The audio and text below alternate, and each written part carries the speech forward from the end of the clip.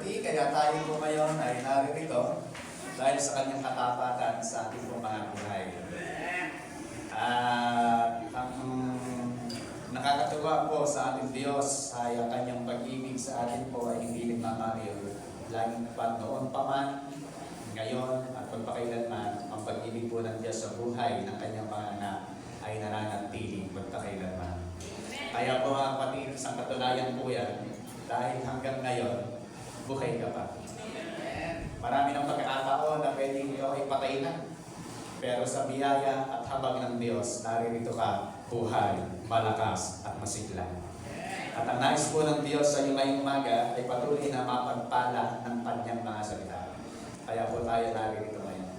Noong nakaraan po ay ating po pinag-aralan kung ano po yung ating pinananampalatayahan o yung nature or faith na meron po tayo. At ngayon po umaga po ito, ay gusto ko lamang po na maunawaan po natin yung nais ng Diyos na iparating para po sa atin na dapat nating maunawaan kasi ito po napakahalaga po nito. Sino rito may pananampalataya na sa Diyos? So tayo po'y nakakilala sa Panginoon, tayo ay the born again, ipinanganak ng Diyos sa Espiritu, tayo pong lahat ay meron ng faith, meron na tayong pananampalataya. And no matter what, ano man yung ating pananampalataya na meron, sapagkat hindi naman ito sukat ng pananampalataya na meron tayo. Hindi po requirement ang sukat.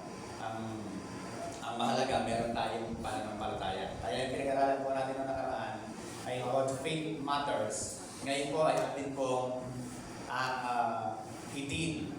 Ano po ba yung dealing with your unbelief? Magkaiba po ang belief at saka yung faith. Magkaiba po yun.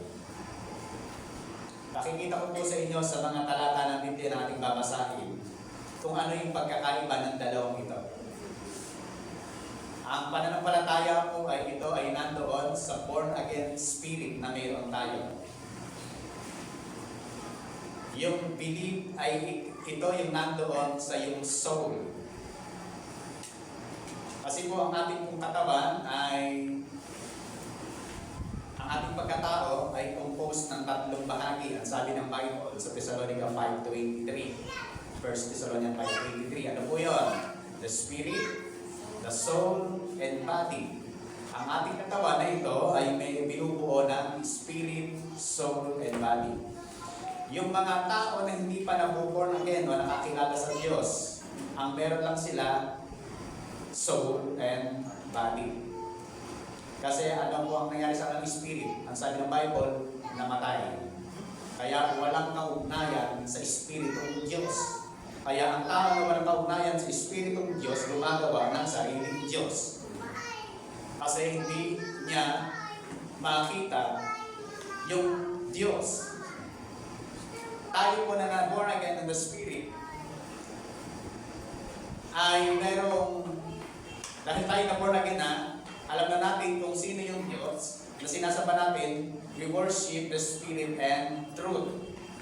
Kaya, napakahalaga po na maunawaan po natin ito sa umaga po ito. Amen po ba? Amen. Handa ang inyong mga panulat, ang inyong mga cellphone, picturean po ninyo. Ito po ay mayroong mga verse na pakikita ko sa inyo. Hindi po kayo, inulit ko po, hindi kayo obligadong maniwala sa isang nangangaral kapag walang verse na pinakita. Maaaring merong napakagandang paliwanag, pero wala namang sumusuportang verse. Hindi ka obligadong maniwala. Saan ka obligadong maniwala? Kapag may paliwanag at mayroong verse na pinakita. Because the verse, we believe the verse is the voice of God. Kaya po mga kapatid, napakarami kong naririnig na napakaganda ng statement. Pero walang supporting verse. Meron pa isang sinabihan, because ganda ka to, sister, ano yung paliwanag kaya lang, unbiblical. Nakarinig na po ba kayo ng napakagandang paliwanag pero unbiblical? Hindi yun ang sinasabi ng Bible, pero maganda ang paliwanag. bigyan ko kayo ng kaisipan bago tayo magsimula. Sabagay, mamaya na siguro, baka may pakaisip-isipin niyo pa ngayon. Mamaya na lang, baka mamaya isip-isipin niyo, nag-treats natin, yung pa rin ang nasa isipin niyo. Mamaya na lang. Okay, dealing with your unbelief. Napakalayo po nito. Sino na ang merong faith? Amen. Ano ang kalaban ng faith? Unbelief. Kasi pagka kinalaban ng yung unbelief ang faith, ay dyan na nagkakaroon ng problema. Ito po yung pinakalaan, bigyan lang po natin. Tingnan nyo.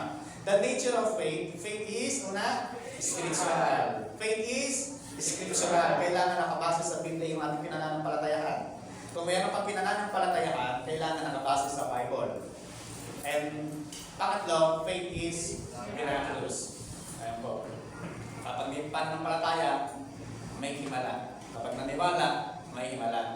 Ito po tatlo pong ito, the nature of faith, ay atin na pong pinag-aralan ng 3 linggo. Kaya sa mga nakamiss po ng paturuan po na yan, inyo na balikan sa ating YouTube channel, Church of the Rock International Ministry, pupulong malaki.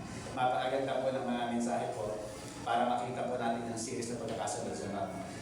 Ito po yung ating titignan, yung about po rin sa dealing with your unbelief. Totoo ba na kahit may pananampalataya ka, minsan, nagdadalawang isip ka? Yun po yung tinatawag na unbelief or belief. Ayan, ang ating pag-uusapan. Tingnan po natin ito. Matthew 17 verse 19. Then the disciple came to Jesus privately and said, "Why could we not cast it out?" Ano po ang pinag-uusapan sa context po ito? Merong dinala kay Jesus. Ang dinala po sa Panginoon Jesus ay yung epilepsy. May sakit na epilepsy. Nangingisay ang katao, pinangingisay ng demonyo. Ng demonyo yung sakit na ito, ang bata, kapag dumako at sabi ron, itinatapon siya sa apoy at saka sa tubig at halos mamatay. Kaya yung mga alagad ay, ang ginawa ng mga alagad ay pinuntahan at kung ma-encounter nilang ang batang ito, ay anong ginawa nila? Penalize nila. Sa pangalan ng Panginoon, lumayas ka! Sabi ng mga disciple, pero bakit nagtataka sila, ayaw umalis-alis ng masamang espiritu ito, ng sakit na ito, sa batang ito? Nagtataka po sila. Kaya sabi ng mga disciple, lumapit kay Jesus. Then the disciple came to Jesus privately. Siguro, tinawag niya pa ito. Pag gano'n, hindi namin mapaalis, pero dati naman, hindi napalis namin. Hindi pa bigyan mo kami ng kapangyarihan. Kaya, kanya, why could we not cast it out? Ba't hindi sila mapalayas? Totoo po ba ng mga disciple nang subuin ng Panginoon ay meron ng kapangyarihan na binigay ang Panginoon? Meron po. Kaya nagtataka sila, bakit itong taong ito na may sakit, bakit parang nabigo sila na mapalayas ang masamang espiritu dito sa batang ito? Bakit po kaya? Meron silang kapangyarihan. Sabi po ng Bible ito, when Jesus had called the 12 together, He gave the power and authority to drive out all demons and to cure diseases. And He sent them out to proclaim the kingdom of God and to heal the sick. Yan po yung binigay ng Panginoon authority sa mga alagad na humahayo. Bakit nakantaka sila? Bakit itong taong ito ay ganun?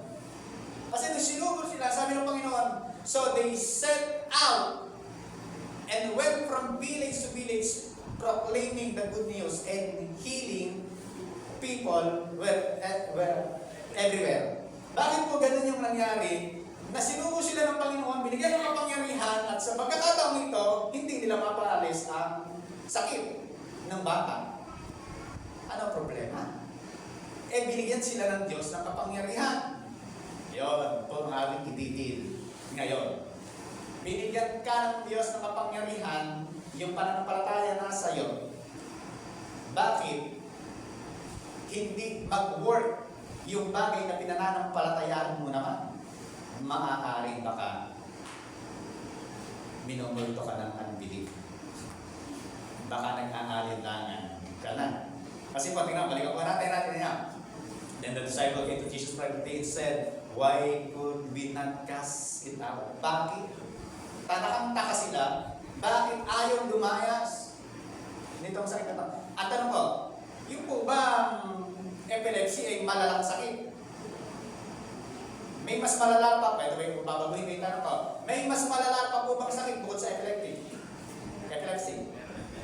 Tanongin natin si Nurse. Nurse Rochelle, meron pa po ba? Meron po. Ibig sabihin, yung pinalalayas ng sakit na to, mani-mani lang to. Sorry po sa word ko. Ano ba? Manipis lang. Parang sisiw lang to, ganyan.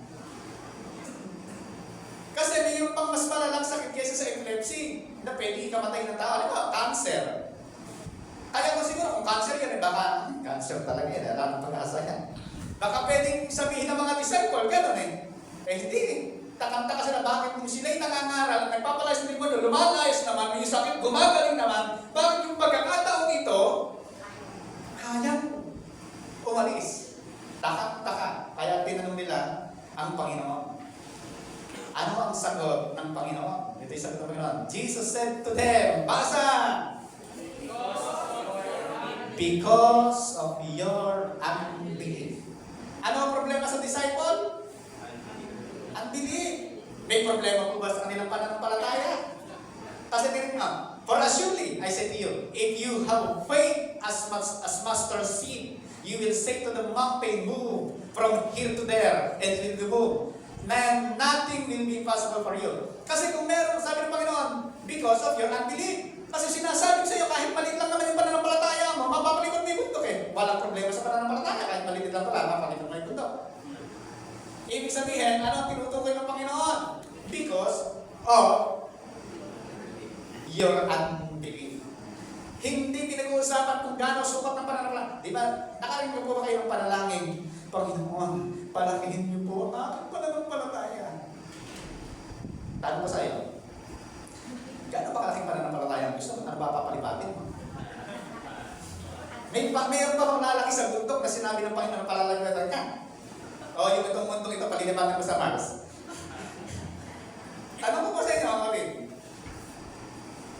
Wrong prayer.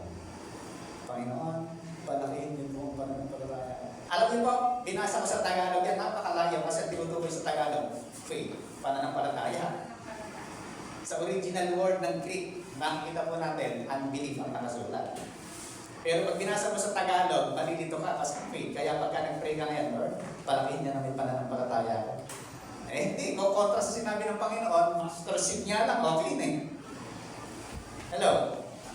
So, kaya ang problema, because of your unbelief. Dahil hindi kayo naniniwala. Kumbaga, dumating panahon, nag-alinlangan ang mga alagad. Kasi ang sabi ng Panginoon, Jesus said to him, if you can believe, all things are possible to him who believes. Kapag ikaw ay naniniwala, lahat ay mangyayari sa taong naniniwala. Kaya pag pinaniwalaan mo na ikaw ay blessed na and highly favored by God, yan ang gagawin sa iyo ng Diyos. Amen. Kasi napakahalaga na sinasabi mo, pinaniniwalaan mo, sinasabi mo, dinideklara mo. Amen. Mga kapatid, kayo po ba'y naniniwalang blessed and highly favored? Amen. Ang tanong ko, dinideklara niyo po ba araw-araw? Amen. Ako na.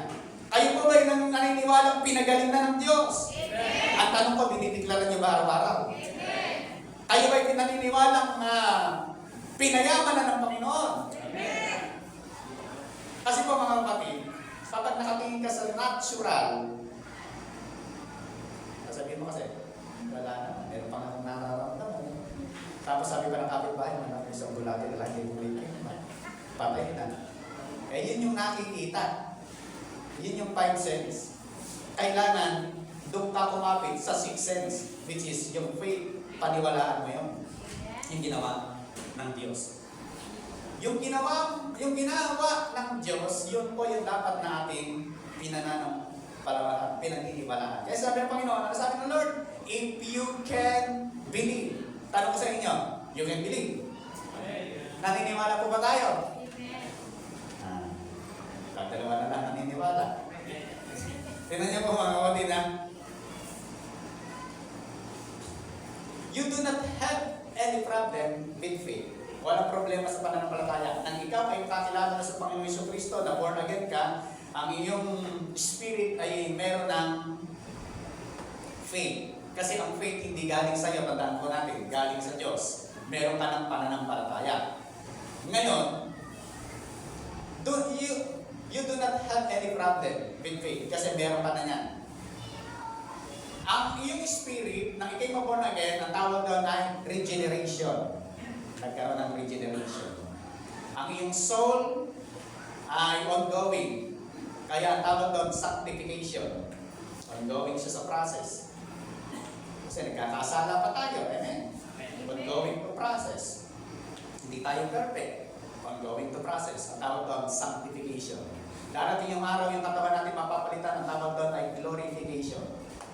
Kaya yung tatlo na yan, kailangan ma-renew. Ang already renew sa atin ay yung ating spirit na regenerate na siya.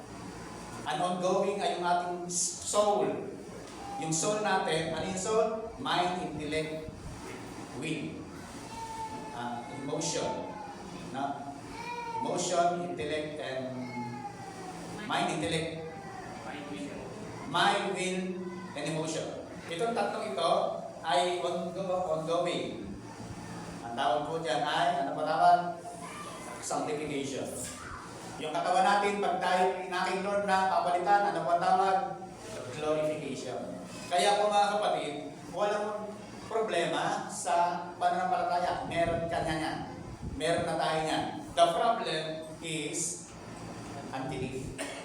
Kasi kinokontra ng iyong nakikita, ng iyong nararamdaman, ng iyong nalalasahan, ng iyong five senses, yung faith. Kinokontra yan. Nilalaban. Kaya the problem is unbelief. Can you have faith and unbelief at the same time? Ano? Pwede pala na meron kang faith at meron ka ding unbelief. Sinabi po ng salita ng Diyos yan. Unbelief. Ano po ba yung unbelief? Unbelief is not the absence of faith. Kasi meron ka ng faith. Unbelief is a counter force against faith. Yan yung kumakalaban. Kaya pag meron kang unbelief, yan yung counter force against your faith. Okay. Tanong ko, nasaan nakaposisyon yung ating faith? Sa ating born again spirit. Saan nakaposisyon yung unbelief? Sa soul. Okay, tingnan po natin ha. Pakikita po natin yan. For assuredly, Mark 11:3, I say to you, whoever says to this mountain, be removed and be cast into the sea, and does not doubt in his heart. Na, ano po yung ating soul? Will, intellect, emotion. Yung po bang heart, emotion? Ayan, tinan niya. Because, and does not doubt in his heart. Ang doubt po pala, o ang belief, nandyan sa yung emotion, sa yung soul. Kaya, ang sabi ng Panginoon, but believes that those things he says will be done. And he will have whatever he says. Ibig sabihin po mga kapatid, ang problema na sinasabi po natin, unbelief is a counter force against faith. Kasi po, yung pong doubt ay nasa sa puso. Nasa soul. Kokontrahin ng iyong five senses. Kasi ang soul po nananahan sa katawan, sa five senses natin. Kokontrahin ito, yung sinasabi ng spirit. Meron po akong booklet na binabasa. Ang title ay Faith and Fact versus Truth. Facts versus truth. Saan po kayo? Fact versus truth. Truth will set you free, sabi ng Bible. Kasi, facts, ano yan? Nakabase ka sa research, nakikita, nararamdaman. Facts yun. Kaya lang, facts yun. May sakit, ano sinasabi mong magaling na? Facts yun. Kaya ano yung truth? Magaling ka na. Ano paniniwalaan mo? Facts of truth. The truth will set us free. Pag pinaniwalaan mo yung truth, kahit nakita mo yung fact na siya ay meron na talagang sakit, karamdaman, sa bulati na lang, hindi kumikita, mamamatay na. Kahit yan yung fact na meron siya, pero pag pinaniwalaan mo yung truth, the truth will set us free. Kaya po mga kapatid, anong sabi pa ng Bible? And so Jesus answered and said to them, "Surely I say to you, if you have faith and not doubt," di ba magkasama? Kung may faith ka and not doubt. Kasi hindi pwede na may faith ka lang. Kailangan hindi ka rin aalinlangan. Pasunurin mo ang soul mo sa sinasabi ng Espiritu. Because the Spirit is from God. Bakit? Sabi po ng Bible, God is Spirit. Ang Diyos ay Espiritu. Kaya po mga kapatid, hindi tayo bumabase doon sa nakikita lang natin. Fact yun. Dapat doon tayo sa truth. Kaya nga meron akong tanong sa inyo, meron tatlong nagpapatotoo. Una, yung sarili mo. Nakaramdam mo, ano ba yan? Masakit pa rin. Yan. Katawan mo yan, papatotoo. Nung makita ka ng kapitbahay mo, ng asawa mo, o ng sino pa man, sabi niya, naku, isang bulate nila, hindi ko pero na kalanan. Patotoo yun ang nakakita sa'yo. Pero sabi ng salita ng Diyos, ikaw ay pinagaling na dahil sa latay ni Kristo. Sino ngayon ang paniniwalaan mo sa totoo? Sinabi ng sarili mong katawan, napakiramdaman mo at nakikita mo? Sinabi ng kapitbahay o tao sa iyo? O sinabi ng salita ng Diyos sa iyo?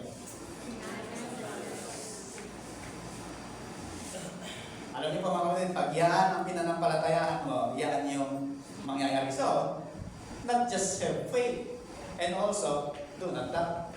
Kaya kailangan pala, hindi lang meron kang pananampalataya. Dapat huwag ka rin mag-alinlangan sa sinasabi ng salita ng Diyos. Amen. Ang sabi ng salita ng Diyos, ang mapagbigay lalong yumayaman. Ngunit naghihirap ang tikom ng mga kamay. Kaya mo paniwalaan yan. Amen. Ay, alam mo na. Alam mo na lang. Kung sinabi ng salita ng Diyos, kailangan pinaniniwalaan natin. Minsan pagkagagawin na natin, totoo nga kaya. Ay, naku mga kapatid, huwag ka nang magbigay, huwag ka nang gawin kung hindi ka talaga naniniwala. Kasi hindi rin magmamanig ka sa'yo. Isang araw, pag bibintangan mo pa si pastor o ang church o ang sino mang leader, sinungaling! Hindi totoo. Paano nga? Ikaw mismo, hindi ka naniwala. Ang pagbintangan mo, sarili mo, hindi kasi ko naniwala. Nagbigay-bigay nga, hindi naman ako naniwala. Ganun po, yun mga kapatid. Huwag mo yung sisihin ibang tao. Ano pa mo kayo? Bakit? Ang sabi ni James, ay ganito. Tiyantiago, sabi yung Tiyantiago. Sabi ni James ito, but when you ask, you must, what? Believe. And not doubt. Kung ikaw ay may hinihingi, huwag kang mag-alinlangan, kailangan maniwala ka. Tingnan nyo. Because the one who doubts is like a wave of the sea. Alon-alon, blown and tossed by the wind. Yung daw taong nag-aalinlangan, hindi naniniwala, ay kagaya ng alon sa dagat na palon-alon at hindi alam mo saan papunta, tinutulak-tulak ng hangin ko saan. Saan nga ba ako pupunta? Hindi mo alam, basta bahala na eh. Kasi wala kang direction, walang liwanag na nanggagaling sa Diyos, kaya walang direction. Pero pag ikaw ay mayroong direction, nagaling sa Diyos, pupunta ka ron sa sinasabi ng Panginoon, lalakaran mo sinasabi ng Panginoon, at pag yun ang nilakaran mo, diyak tagumpay ang dulo, may pagpupala ng dulo na kasi sinabi ng Diyos. Ipapakataw natin ang Panginoon. Kaya ano po, sabi niya, that person, yung pabago-bago ang isip, nag-aalinlangan, should not expect to receive anything from the Lord. Kung ikaw, pabago-bago, nag-aalinlangan ka, hindi ka talaga naniniwala, nag-aalinlangan ka, ano sabi ng salita ng Diyos? Yung tao na yan, huwag nang mag-expect, huwag nang maghangad na makukuha pa niya yung kanyang pangangailangan.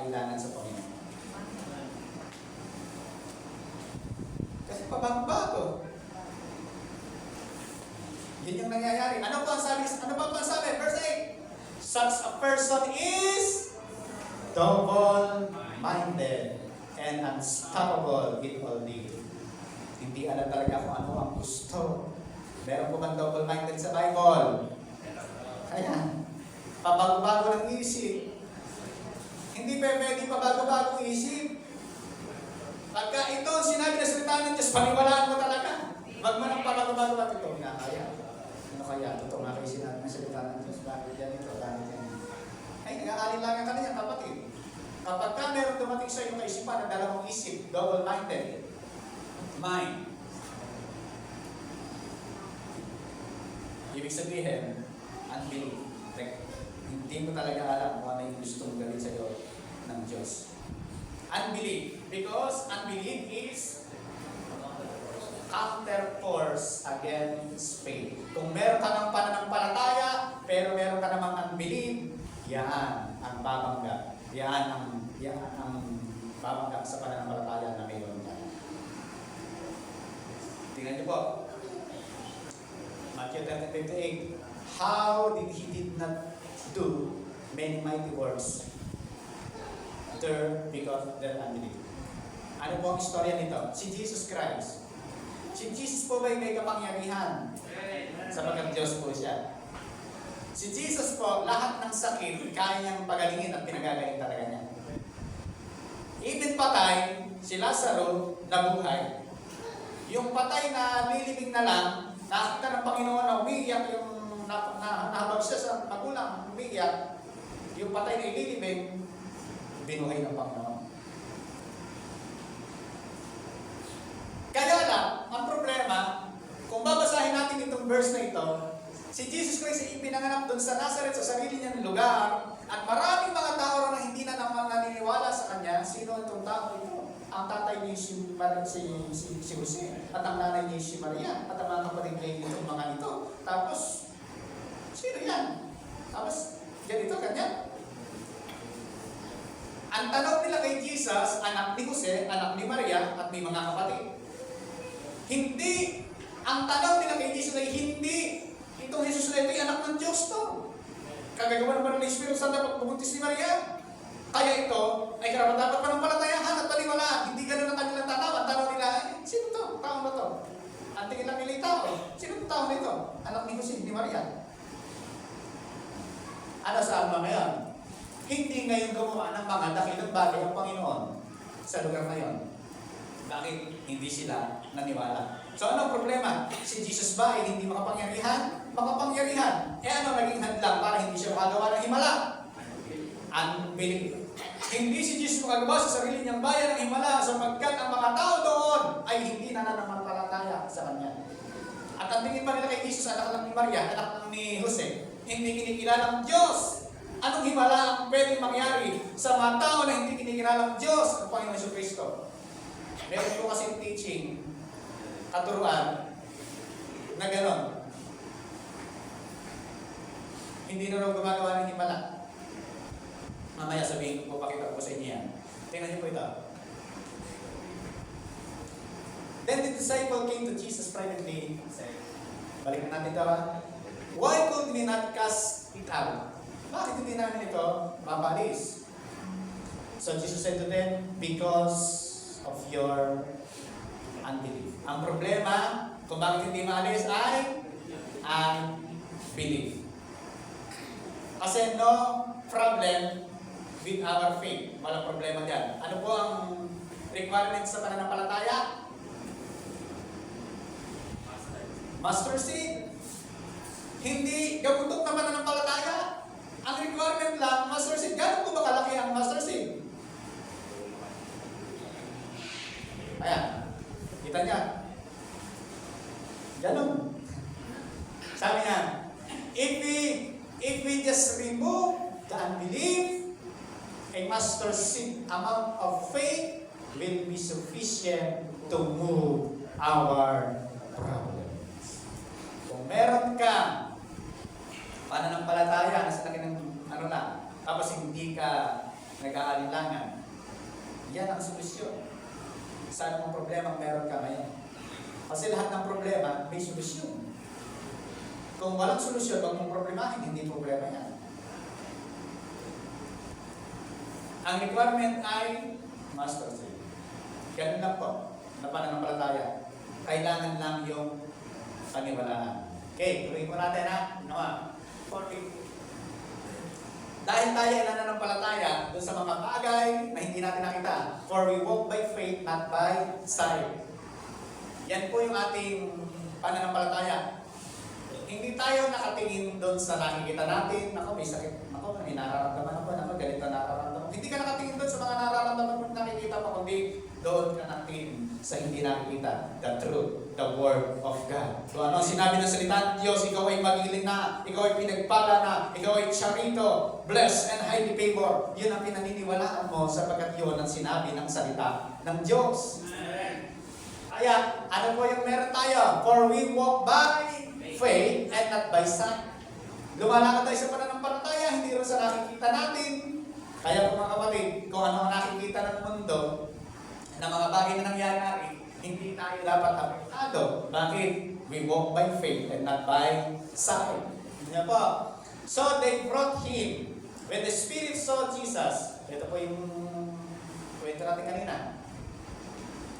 It immediately threw the boy into a convulsion. Nung makita ni Jesus, yung lalaki, kung nalang na convulsion, he fell to the ground and rolled around foaming at the mouth. Bumubula ang bibig. Yan yung nakita niya. Kumbaga, nung makita ni Jesus yung tao, nakita siya ng tao, nag-exhibition. Pinatunayan talaga itong tao ito ay merong bilang nag-convulsion, at nagbulong-bulong at bumubula ang bibig. Jesus asked the boy's father. Kasi yung tatay naghingi ng tulong, pagalingin niyo nga po yung anak ko. Sabi ng tatay, Jesus asked the boy's father. Ano sabi naman sa tatay ng bata? How long has he been like this? Sabi niya, sabi ng tatay, from childhood. It has often dropped to find or utter to kill him. Ganyan yung ginagawa sa kanya ng sakit na ito, ng demonic na epileptic na ito. But if you can do anything, take pity on us and help us. Sabi ng lalaki, but if you can do anything, take pity on us and help us. Sabi ni Jesus, if you can, everything is possible for one who believes. Mapapagaling lang ito kung nananampalataya ka. Bakit? Sabi ng kasi lalaki, but if you can do anything, Lord, kung kaya mo talagang gawin ang lahat ng bagay, pagalingin nyo ako. Sabi ng Jesus, kung kaya mong gawin. Sabi, kung may pananampalataya ka, magagawa mo. Kung naniniwala ka, magagawa mo. Sabi ng Jesus. Everything is possible for one who believes. Kung ikaw naniniwala, mangyayari. Sino naniniwala? Siya ay blessed and highly favored. Sino naniniwala? Siya ay pinagaling na ng Diyos. Yung inamin natin kanina ay kusong magpapala, sino ito matanggap? Mga kapatid, mangyayari, magmamanifest kapag pinanampalataan, pinaniniwalaan po natin. Kasi, alam niyo po yung kung sino yung mangyayari, yung mga diniklara natin. Binuhos mo ang pagpapala mo. Binuhos mo sa pamilya ko, sa pangarap ko, sa buhay ko. Gusto niyo po bang mangyari yun? Yung mga talagang dinideklara na ito yung mangyayari, ako grabe talagang pumalak pa sa Panginoon niya. Ay, hallelujah, ito talaga yung mangyayari. Kaya yung mga hindi naniniwala mangyayari. Hallelujah. Kung pang pinuusay yung 1 milyong piso, hindi ka kaya magluluntag sa tuwa. Naalala ko isang kwento, mayroong isang mayaman. Meron po isang mayaman. Kwento lang po ako sa mali, kwento lang po ito. Kasi alam ko yung ibang katatatang, hindi kwento. Kwento ka na lang. Ito, meron isang kwento, isang istorya. Meron po isang matandang mayaman,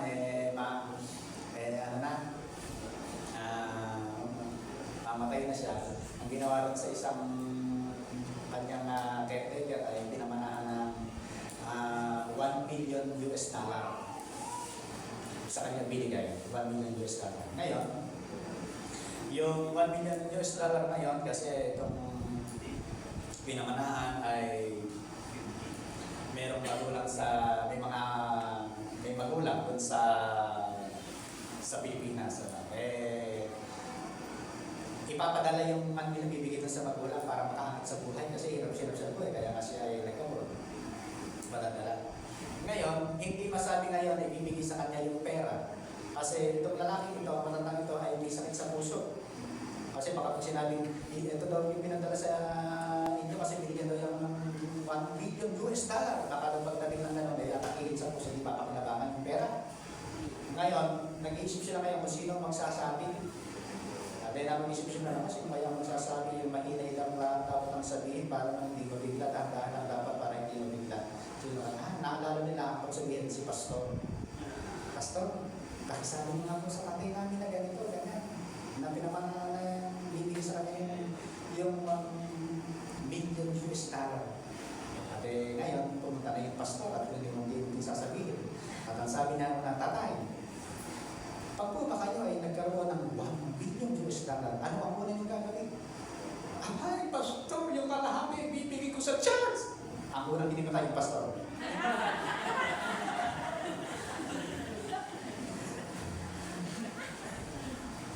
Ayan. Pag po ba tayo nakapunta ron? Everything is possible for those who believe. Para mga kapatid. Pag ikaw ay pinaniwalaan o maniniwala ka, ibang klaseng pagpupuri sa Diyos ng meron. Amen po ba? Masayang-masaya ka, hallelujah. Pag-araw ng linggo, umaga gumigising ka, maagang-maaga, excited ka, at pagpunta ng church, hallelujah, pinupuri mo na kagad ang Panginoon sapagkat pinagpala ka ng Diyos ng buong linggo na yon. Sinamahan ka ng Panginoon, pinakain ka ng Diyos, binigyan ka ng lakas, humihinga ka. Kaya pagpunta mo ng church, hallelujah, tara na mga kapatid, mga anak, at gumayak na tayo magpunta sa... Ganun po ba tayo? May nagsisinungaling na tayo. Kasi, alam niyo po mga kapatid, tingnan niyo, totoo po may sinasabi ko, pagka ikaw ay blessed, pinagpala ka ng Diyos, nasa isip mo talaga totoo yan, excited yung sumampat pagpuri sa Diyos eh. Amen. Totoo po ba yun? Tingnan niyo po ha, yun nga lang pagka meron kayong outing na samahan niyo, aalis kayo ng anong oras. Ay, ano po ito ha, ano lang po, wala akong pinagkarasyonan po dito. Preaching ko ito mga kapatid. Tingnan nyo, ang aga-aga, bakit? Excited kang makita yung lugar na pupuntahan nyo. Tama po ba? Amen. Kasi excited kang punta kung ano man yung pupuntahan nyo na, kung mayroong swimming doon, di ko ganyan, bakit sa puto, ano man yung mga pupuntahan ka, pero excited ka, kasi bakit excited mong makita. Tama. Yung pinatunayan ng Diyos ay Diyos ng himala ng buhay mo, Diyos nagpala sa buhay mo, sinusting ng Diyos ang pangangailangan mo ng buong linggo. Hindi ka matuwang-tuwa, nagkakaya ka ng maaga at pagbumaya ka, hallelujah, nung pagkabating gabi pa lang pinalansya mo namin yung pasamutan at sobrang excited mo. Wala pa yung ibang mga musician, nandito ka na. At andito ka dahil ang ginagawa mo, nakaupo ka sa isang sulok at nagpa-pray ka, napakabuti mo talaga, pinagpaalam mo talaga ako, Panginoon, hallelujah. Kaya yun, totoong nagre-reflect sa buhay na siya ay blessed and highly favored. Kaya po ba mga kapatid? Kaya kung pinaniniwalaan natin na tayo blessed, highly favored talaga. Kaya ibang magpupuri sa Panginoon, iba ang presence, iba ang ginagawa sa Diyos kapag pinaniwalaan niya na siya ay blessed and highly favored na talaga. Pag pinaniwalaan mo na ikaw ay pinagaling na ng Diyos, hallelujah. Kaya wala. Kung ano ang iyong gawin sa pag ikaw ay pupunta sa Panginoon. Nakukuha po ba natin mga kapatid? Amen. Sino blessed? Amen. Hallelujah. Yan yung mga pinagpala ng Panginoon. Bakit po? Kasi sabihin mo naman, basta, nangutang nga lang ako. Buti kami nakutangan, may nagpagutang pa sa'yo. Ba, ala na talagang pangutangan. Hirap na hirap. Nakakita ka rin sa basta talagang pakiramdam ko. Ayun, ganun. Pakiramdam ko. Mukhang masama ang pakiramdam ko. Yan, ganun. Ay, teka. Magsasagin ko ako yan. Isulat niyo pa, wala sa PowerPoint ka. May pakilagay mo nga. Kawikaan 16.1. Ito po, segue po natin. Ito, revelation ito mga kapatid. Wala sa PowerPoint ko, segue natin. Napakahalaga po nito.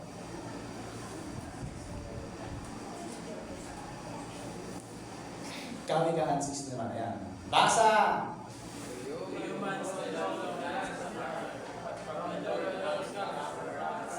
Yung malakas.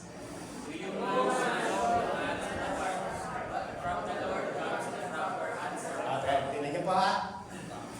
The human belongs to the plans of the heart. Sino rito yung merong magandang plano sa kanyang buhay? Sa kanyang pamilya? Meron po ba kayong magandang plano na gustong mangyari sa iyong buhay, sa iyong pamilya?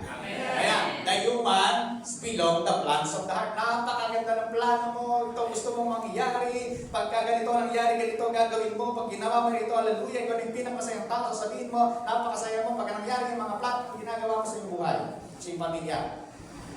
The human belongs the plans of the heart. Plano mo yun. Pero, tingnan niyo po ito, but from the Lord comes the proper answer of the tongue. Yung bang plano mo ang sinasagot ng Diyos? Hello? Yung po bang plano mo ang sinasagot ng Diyos? Hindi yung plano mo. Alin? Yung sinasalita mo. Kaya na? But from the Lord comes the proper answer of the tongue. Ang sinasagot ng Diyos, hindi yung magandang plano mo sa buhay mo. Ang sinasagot ng Diyos, yung sinasalita mo. Kaya pag sinabi mo ang hirap ng buhay, mukhang mamamatay na ako, mga kapatid, yan ang sasagutin ng Diyos sa iyo. Kasi ang sinasagot ng Diyos, yung sinasalita mo. Kaya kung may magandang ang plano, bigkasin mo. Ang plano ko ay ito. Ako ay ganito. Ganito mangyayari sa akin. Maganda ang magiging buhay ko. Maganda ang magiging pamilya ko. Maganda ang magiging buhay ng anak ko. Kasi mga kapatid, the proper answer is of the tongue. Saan sumasagot ang Diyos? Sa plano ng puso mo o sa sinasabi mo? Ngayon, ano sinasabi mo kapatid? Mahirap ang buhay. Mamamatay ka na. Mukhang masama pakiramdam ko. Mukhang masakit ang ulo ko. Mukhang masakit. Ano po sinasabi niyo mga kapatid? Ayan, bigyan ko kayo ng verse.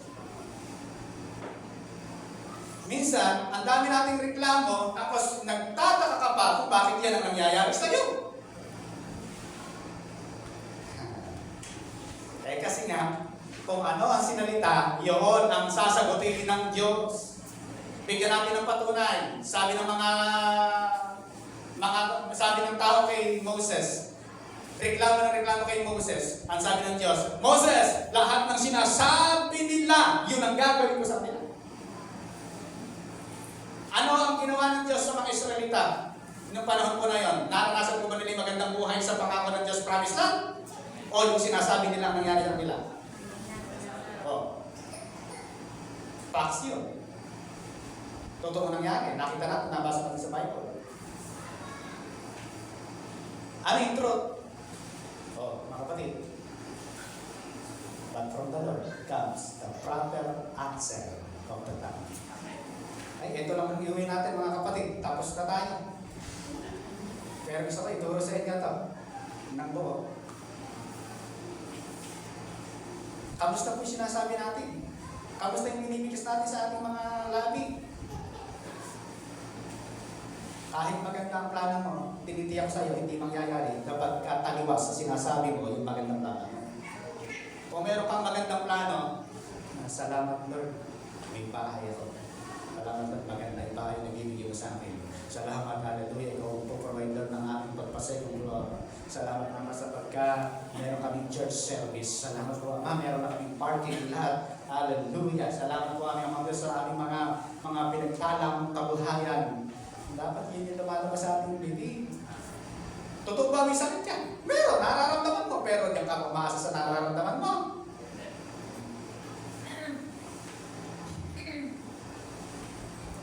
Madali kasi pastor sabihin yung nararamdaman eh. Pag sinabi yung masakit ang tiyan, sabi mo, masakit ang tiyan ko. Madali sabihin. Eh mahirap sabihin na masakit ang tiyan, masabihin pa ka, hindi masakit ang tiyan.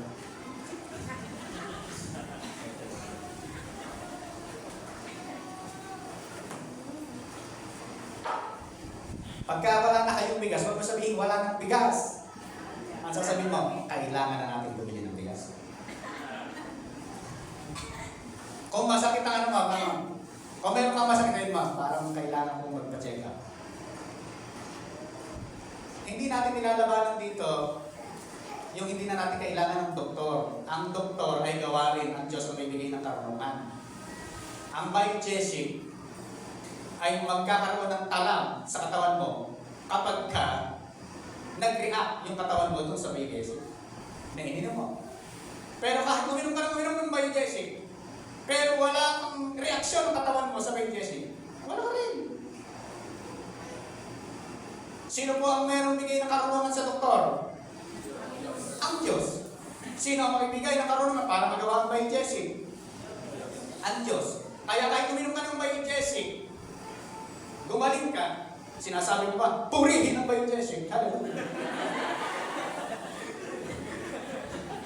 Sinasabi mo ba gano'n? Bakit? Kasi ang may gawa ng biogesic, gamot, ay ang Diyos sa bibigyan ng karunungan sa mga gumagawa nito. At ang may bigay ng karunungan sa ating mga doktor ay ang Diyos. Kaya lahat ng papuri, walang iba, kundi sa Diyos. Palakpakan natin ang ating Diyos. Hallelujah. Praise the Lord. Tingnan niyo po ito. Ayan sabi, for we walk by faith, not by sight, not by feeling, not by emotion, not by, ano man yung nadama. We walk by faith, sabi po ng salita ng Diyos.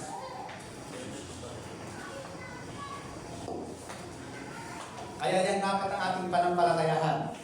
Amen? Amen. Okay, pakilagay pa naman sa Mark 9.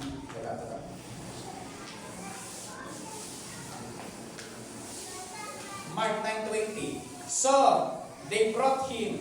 The Spirit saw Jesus. It immediately threw the boy in a convulsion. He fell to the ground and rolled around, foaming at the mouth. Jesus asked the father, how long has he been like this? From childhood, he answered. Mark 9:22. It has often thrown into fire of water to kill him, but if you can do anything, take pity on us and help us. Sabi niya, if you can, said Jesus, everything is possible for one who believes. Immediately, the boy's father exclaimed, I do believe. Help me overcome my unbelief. Kaya nga, naniniwala po ako at tulungan niyo po akong ma-overcome ang aking unbelief. Sa ibang kasulatan, sabi niya, bigyan niyo po ako ng pananampalataya. Yan ang nakasulat sa Tagalog. Pero ito po ang original word niya. Help me overcome my unbelief. Ano po ang problema? Faith o unbelief? Unbelief. Kasi walang problema sa ating pananampalataya. Amen. Meron po akong tatlong bagay na ibigay ko sa inyo, the three causes of unbelief. Ano po ba ang mga cause? Bakit merong unbelief? Ano po ang cause? Una, ignorance. Hindi mo alam. Wala kang alam. Or kamangmangan, yan po ibig sabihin niya, ignorance. Wala kang salita ng Diyos kasi kung ano-ano yung binabasa, kung ano ang ating pinapakinggan, kung ano-ano ang ating ginagawa. Kaya hindi natin alam kung ano sinasabi ng salita ng Diyos. Ignorance. Kapag may ignorance, sabi po ng salita ng Diyos, you cannot believe what you do not know. You cannot believe what you do not know. Paniniwalaan mo ba yung isang bagay hindi mo alam? Ay, kinakausap ko po kayo. Di ba, hindi mo naman paniniwalaan yung isang bagay hindi mo naman alam. Kaya sabi niya, you cannot believe what you do not know. Paano pananampalataya na sinasabi ng salita ng Diyos na ikay magaling na, gayong hindi mo naman nabasa? Paano mo mapananiniwalaan na ikay blessed na, gayong hindi mo naman nabasa? Kaya kailangan binabasa sa salita ng Diyos kasi sabi ko, you cannot exercise faith beyond your actual knowledge of God's Word. Hindi mo ma-exercise ang iyong pananampalataya kung wala kang knowledge sa salita ng Diyos. Kasi wala po tayong ibang paniniwalaan dapat kundi ang sinasabi ng salita ng Diyos. Yan yung ine-exercise po natin. Yan yung ating pinaniniwalaan. Kaya pag merong ignorance sa sabi ng salita ng Diyos, my people are destroyed from lack of knowledge. Kaya napapahamak ang tao dahil sa kakulangan ng kaalaman. Kaya number 1, cause ng unbelief ay ignorance. Sabi ng Lord, my people are destroyed because lack of knowledge. Kaya napapahamak. Pangalawa, wrong teaching. Naniniwala, maraming paniniwala. Ito sasabihin ko sana kanina, ito ngayon ko nasasabihin, wrong teaching. Maraming naniniwala, wala na raw kagalingan. Ito lang daw ay nung unang panahon. Ang Diyos daw hindi na raw gumagawa ng himala. Hindi na raw nagpapagaling ang Diyos. Yan ba paniniwalaan mo? Ang Diyos daw hindi na nagpapagaling itong paruyo. Hindi na raw gumagawa ng Diyos ng himala ngayon. Yan mga katuran po. Ang tanong ko, ang Diyos po ba'y nagbabago o hindi? Ano po sabi ng salita ng Diyos? Bigyan ko yung verse. I am the Lord. I do not change. Malakias 3:10. Alampasin natin sa Malakas, puro sa Malakas 3:10. Malakas 3:10. Hindi ko sinasabi yung masama yan, mga kapatid ha? Puro yun na lang nakabisado natin eh. Malakas 3:10, hindi mo naman ginagawa. Hindi, joke lang. Ito ba, Malakas 3:6, sabi niya, I am the Lord. I do not change. Nagbabago po ba ang Diyos? Hindi nagbabago ang Diyos. Anong book po ito? Book po saan yan? Old Testament. Lagyan natin ng New Testament. Sabi po ng Bible, Jesus Christ is the same yesterday and today and forever, every eternity. Nagbabago po ba? Eh kung si Jesus nagpagaling noon, magpapagaling pa rin siya ngayon. Kung si Jesus nagpala noon, magpapala pa rin siya ngayon. Kung bubuhay ang Panginoon Jesus ng patay na, pwede pa rin gawin niya ngayon. Bakit? Kung naniniwala ka, all things are possible for those who believe. Hallelujah! Kasi ang Diyos hindi nagbabago, siya pa rin. Kaya kung meron kang napapakinggang mga teaching sa Facebook, sa YouTube, alam niyo, hindi kumakalat pa ka, nagsilid ka na sa ano yan. Kung ano ng mga katuruan ang kumakalat. Ang nakakalungkot mga kapatid, mga Christian po yun. Kasamahan po natin yun. Pero may turo na sinasabi. Iba yung kanilang mga sinasabi. Tinitwist ang salita ng Diyos. Kasi nga, naalala ko sabi ni Pastor Reggie kahapon, ang deception, saan nagsisimula ang deception? Sa loob ng church. Bakit hindi sa labas, Pastor? Eh, disinto yung nasa labas. Paano hindi disinto yun? Ikaw na nakakilala sa Diyos, ikaw ang hindi disinto. Kaya po, wrong teaching, mag-ingat sa wrong teaching. Yan po ang cause of unbelief, wrong teaching. Pag pinaniniwala mo, wala nang hindi nagpapagaling ang Diyos ngayon. Sige, yan ang mangyayari nga sa'yo. Ewan ko lang. Pag dumating sa kasukdulan ng buhay mo na nagkaroon ng sakit na hindi kaya pa ng doktor kung tumingala ka sa taas. Sabi mo, Diyos ko, naniniwala na ito. Tingnan niyo po mga kapatid. Wrong teaching. Yung iba po mga denomination, religion, kung mapag-aaralan nyo, hindi na naniniwala po dyan. Hindi na ako babanggit ng pangalan. Itago na lang natin sa... Hindi, kayo na lang po ang pagkuklas mga kapatid. Kasi baka sabihin niya, naninira tayo. Kayo na lang po. Magbasa po ng Bible. Alam niyo po sa panahon ito, magbasa po ng Bible. Mamaya na nga yung solusyon. Cause muna. Kaya pangatlo, natural thinking. Kapag ikaw ay nakaasa sa 5 senses ng buhay mo, what ang mangyayari? Natural thinking po. Yan, natural thinking pa. Bakit? Kasi nakaasa ka doon sa 5 senses. Basta yun ang nakikita ko, kaya yun ang sinasabi ko. Yun ang nalalasahan ko. Yun ang nahamay ko, yun ang naririnig ko, yun ang natasis. Fact yun. Fact. Ang truth, spirit. Kailangan nandun pa sa 6 sense. 5 senses yan Nandun pa sa 6 sense. Ano po yung 6 sense?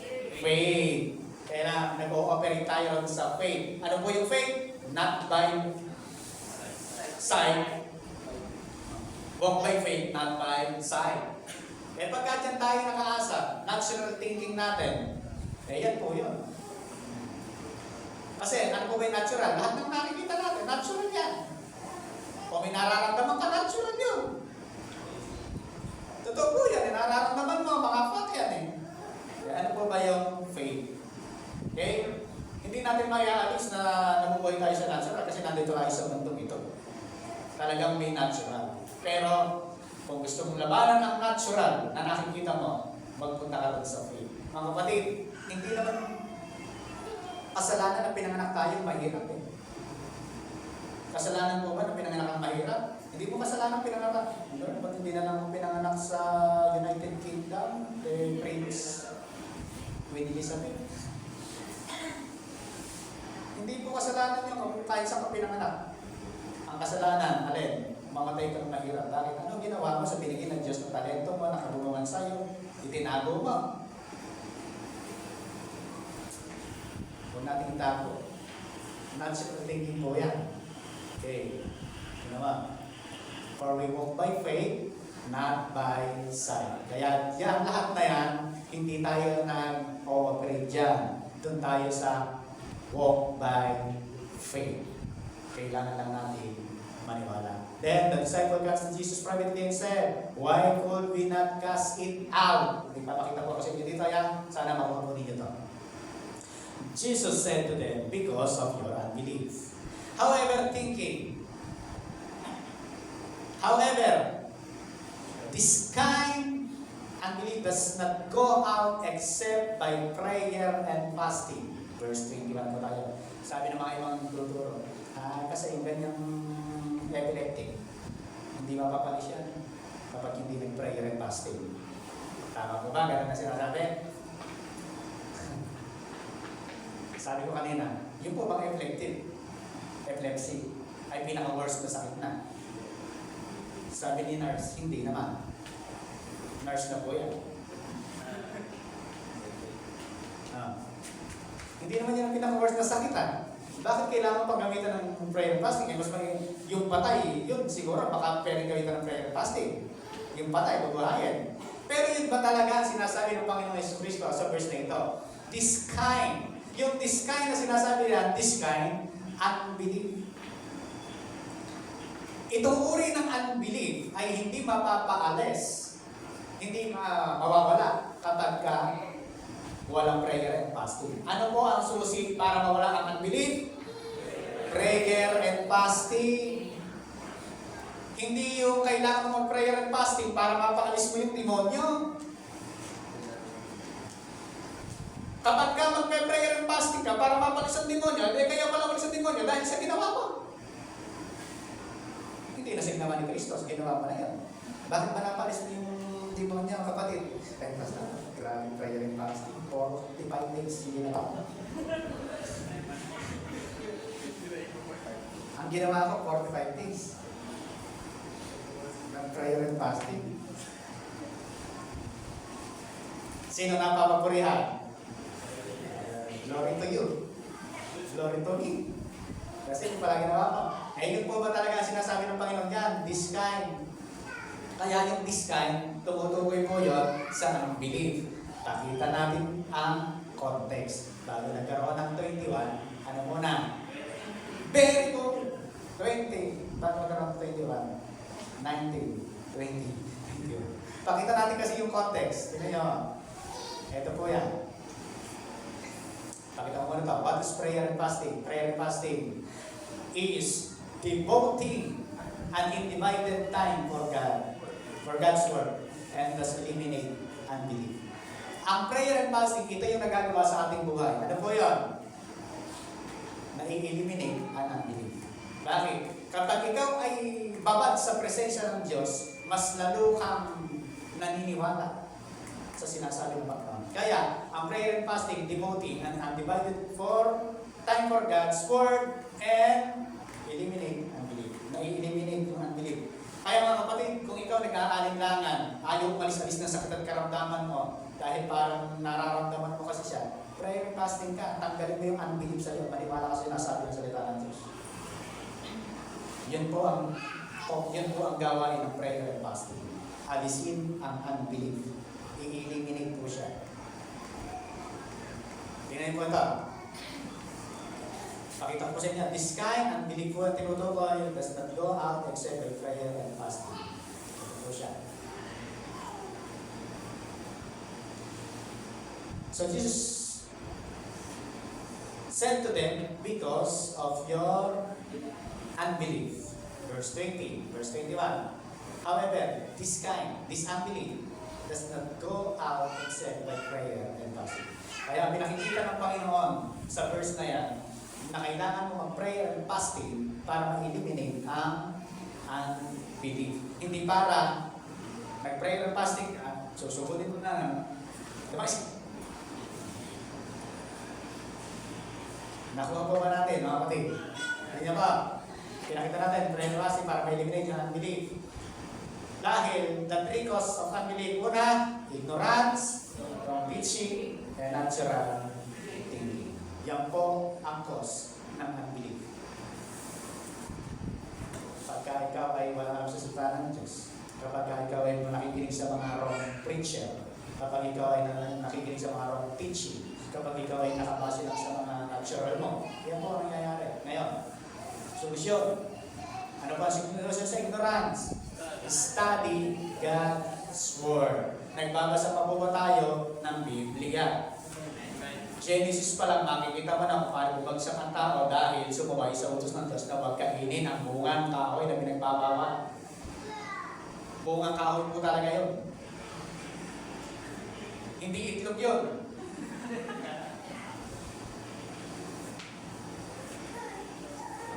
Kasi nga po, kapagka yan po ang problema eh, ini-spiritual lahat.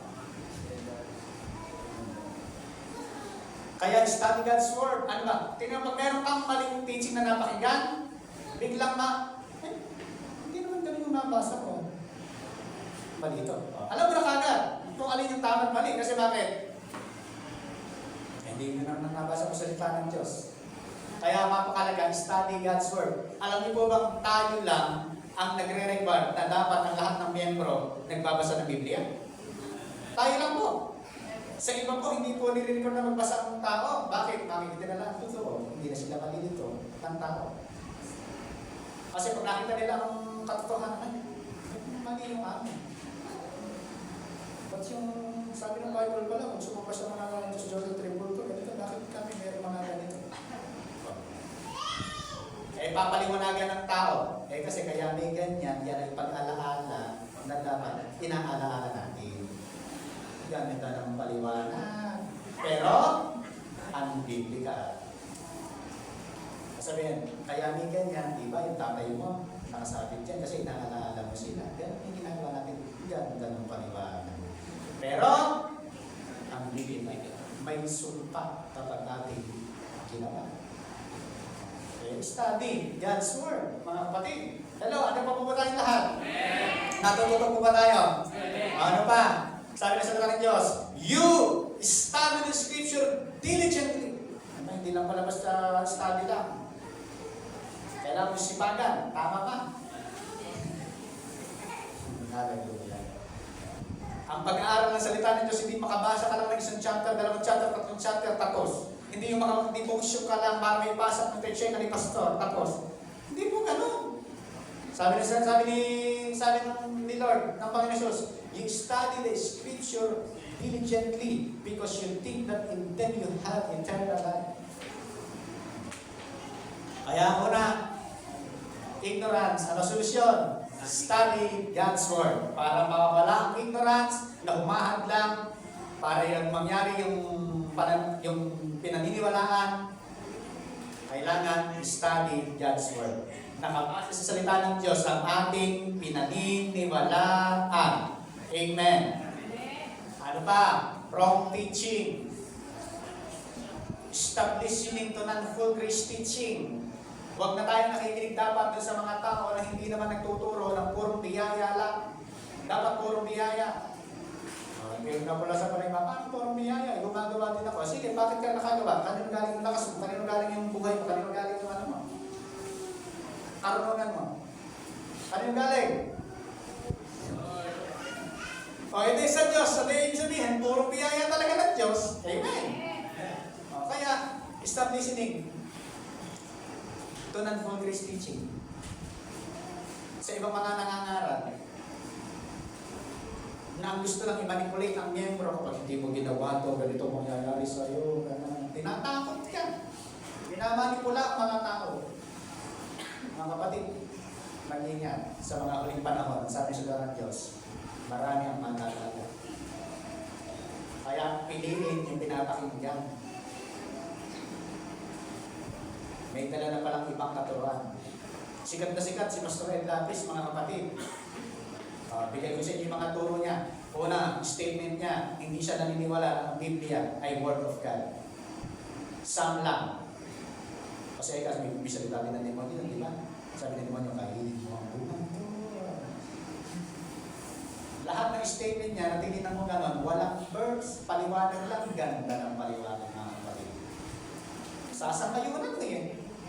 Ito, sabi di ba nagsalita ng demonyo, sabi ng demonyo, huwag kang maniwala rin, pagiging parang Diyos ka. Salita ba ng demonyo yan?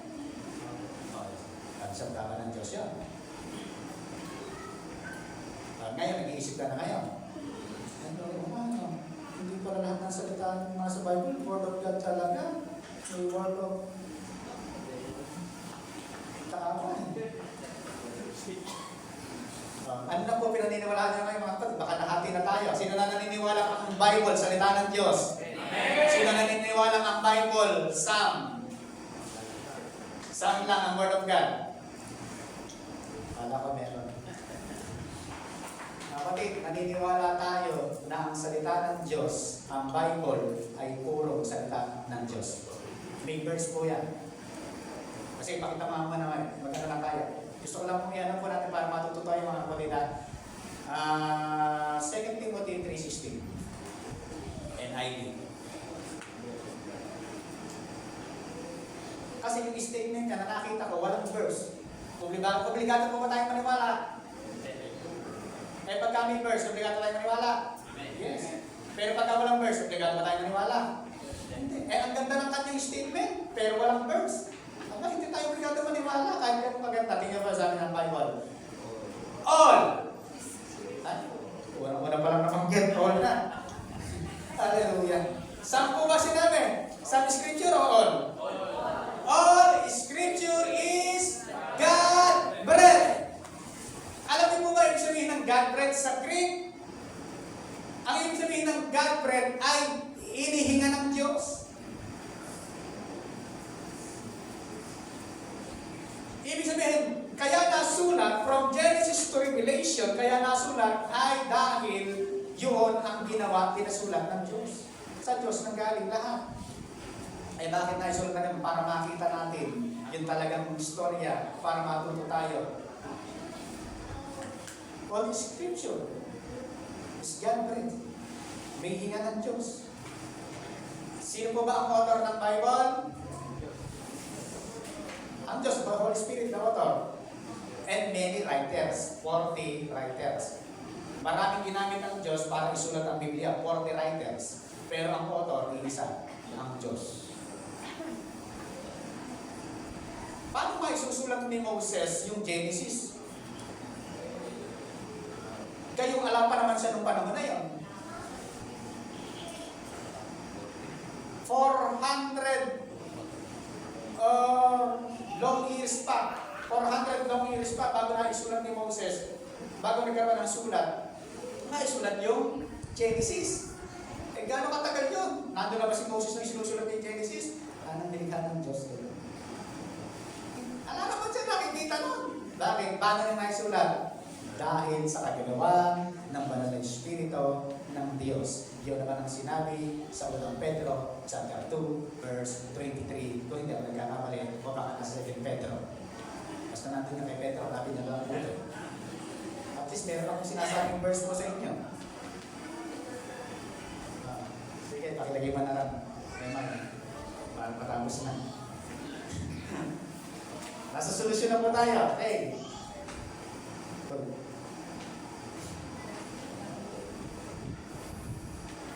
Tandaan niyo po yan, all scripture.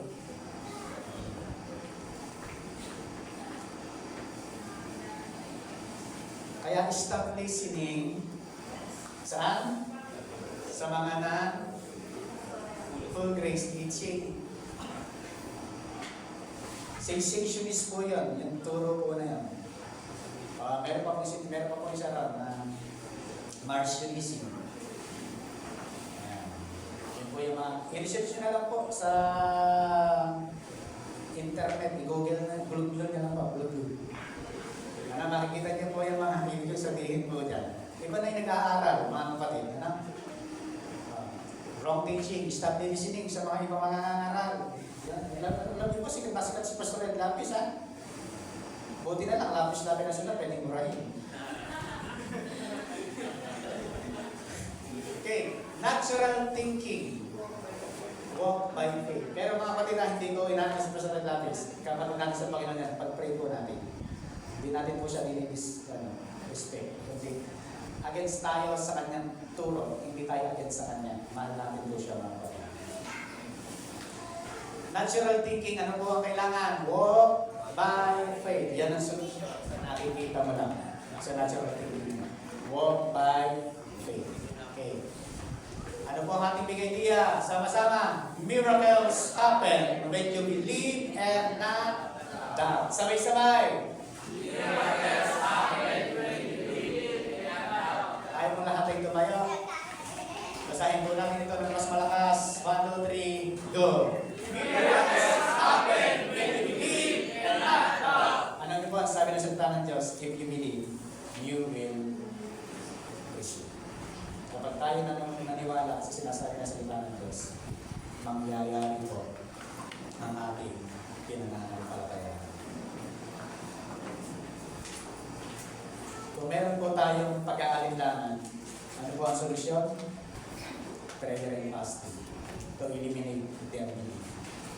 Yun po, kailangan po natin gawin. Minsan, natatakay tayo ng ating 5 senses. Sa nakikita natin, sa nararamdaman natin. Hindi tuloy makatulos ang sinasabi ng Panginoon, salita ng Diyos sa atin. Kaya ngayong umaga po ito, mag-ingat tayo sa sinasabi natin. Napakaganda ng mga plano mo sa puso mo, naniniwala ako. Naniniwala ako na napakaganda ng plano mo, ng pangarap mo sa puso mo. Pero kamusta ang lumalabas sa bibig mo? Sana sa lumalabas sa bibig natin, yung magandang plano natin sa puso natin. Mag-ingat po tayo sinasabi. Itiklara natin kung ano yung sinabi ng salita ng Diyos. Itiklara natin kung ano yung sinasabi ng Panginoon. Dahil kapag diniklara po natin kung ano yung sinabi ng salita ng Diyos, dahil sinabi ng salita ng Diyos yan, at diniklara mo ka, maniwala ka, yan ang mangyayari sa iyo. Ang Diyos, marami pong salamat sa iyong mga salita na namin po. Natutunan, pakinggan. Tunay po aming kailangan sa buhay. Ang salita mo ay nagbibigay ng buhay kapag ito po ay aming pinananampalataya. Ama, tulungan mo na mapagtagumpayan namin ang unbelief na kumakalaban sa truth na sinasabi ng iyong salita. Hayaan niyo po aming Diyos na kung ano ang sinabi mo Yun po ang aming paniwalaan. Yun ang aming panampalataya. Maraming salamat. Amen. Sa panahon ito, tulungan mo po kami ang Diyos na huwag kaming madaya, huwag kaming maligaw. Bagkus ang liwanag ng iyong mga salita, ang patuloy na siyang aming maging gabay, tanlaw sa aming pagdaraanan. Dalangin namin ang aming mga kapatid sa sulok ng mundo. Preserve niyo po kaming lahat. Magamit kami sa expansion ng iyong kaharian. Hayaan mo ng isang atas, utos na yung binibigay sa amin. Ito lamang ang aming gawin.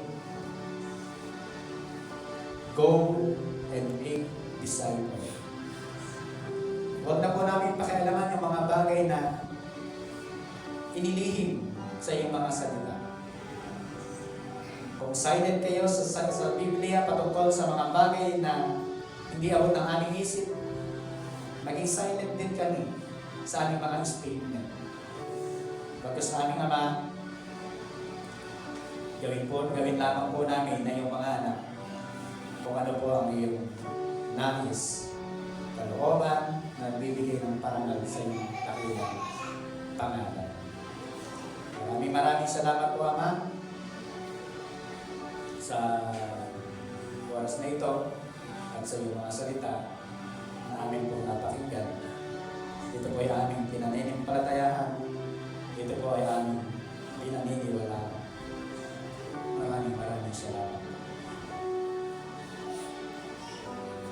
Hallelujah.